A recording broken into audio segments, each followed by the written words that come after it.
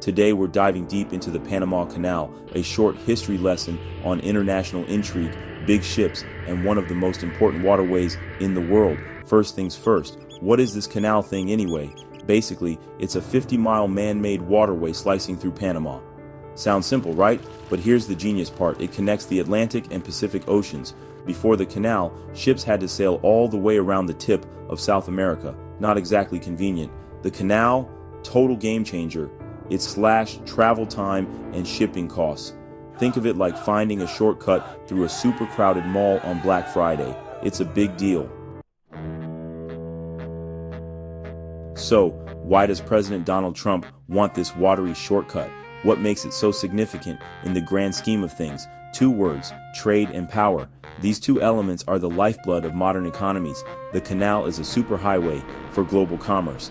Everything from cars to bananas to those little plastic things that hold your bread bag shut, they all pass through the canal. It's a vital artery in the global supply chain. And controlling that flow of goods, that's serious power. Whoever controls the canal can influence global trade, but it's not just about money.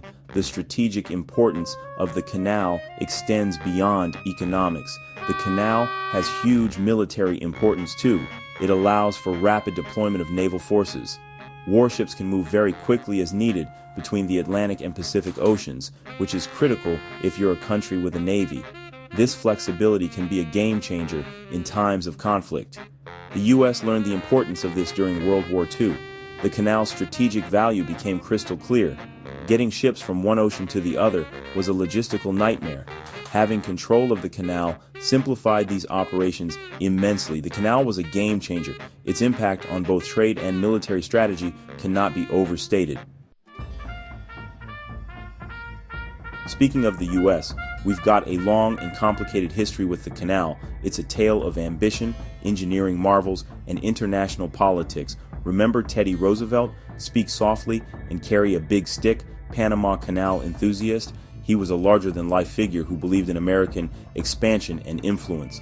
Yes, the 26th president was instrumental in Panama gaining its independence and securing the U.S. the right to build and control the canal.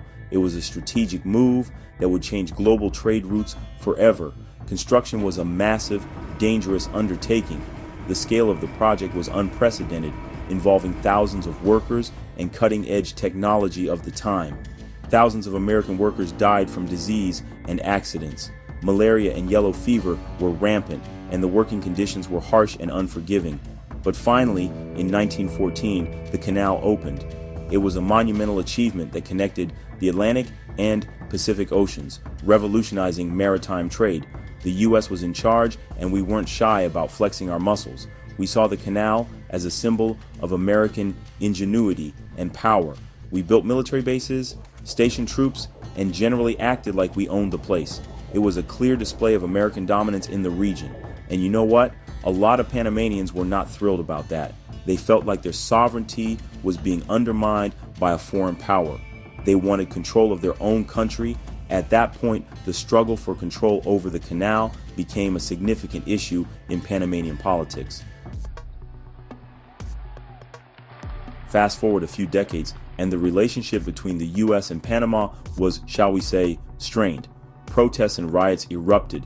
Things were getting messy. The political climate was tense, and the people of Panama were growing increasingly vocal about their desire for sovereignty over the canal.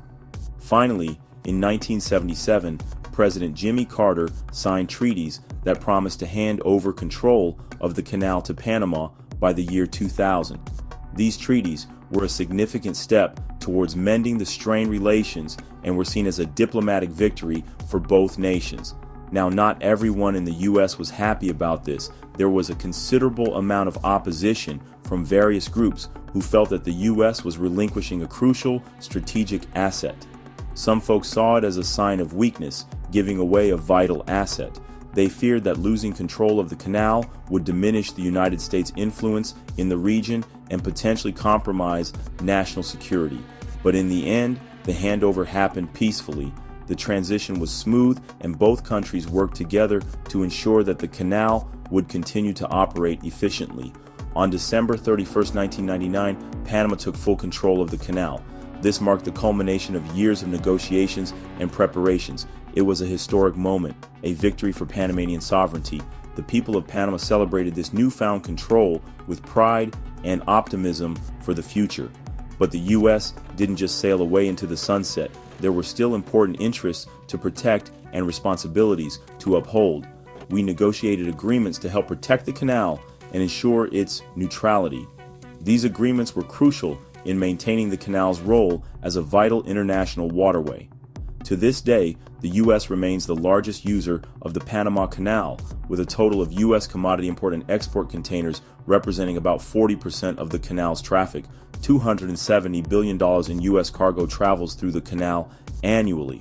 So, what do you think? Should President Trump rev up efforts to take back United States control over the Panama Canal? Or should Panama retain ownership of a waterway that they owned since 1999? Let me know your thoughts in the comments, and I'll see you in the next video.